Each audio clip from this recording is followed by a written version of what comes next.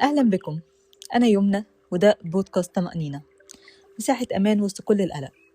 أنا بشتغل مدرسة بدي بزنس ايكونومكس وسايكولوجي، لكن قبل أي لقب أنا إنسانة زيكم، وبالأهم أم البنتين. اختياري للتدريس ما كانش صدفة. الاقتصاد علمني أفهم القرارات، البزنس علمني أفهم الضغوط والطموح، السايكولوجي قربني أكتر من الإنسان، قلقه خوفه أسئلته اللي متنتهيش.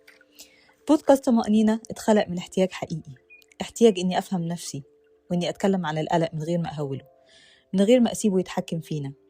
هنا مش هتسمعوا نصايح جاهزة ولا كلام مثالي، هتسمعوا تجارب، تفكير بصوت عالي، حكايات عن الأمومة، الشغل، الطموح، الصراع اللي جوانا إننا ننجح وإننا نكون مرتاحين.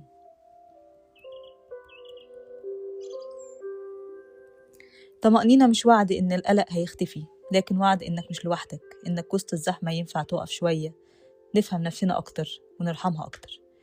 دي كانت أول حلقة من طمأنينة. لو حاسس الكلام ده شبهك فأنت في المكان الصح. نشوفكم الحلقة الجاية، وخلي بالك من قلبك.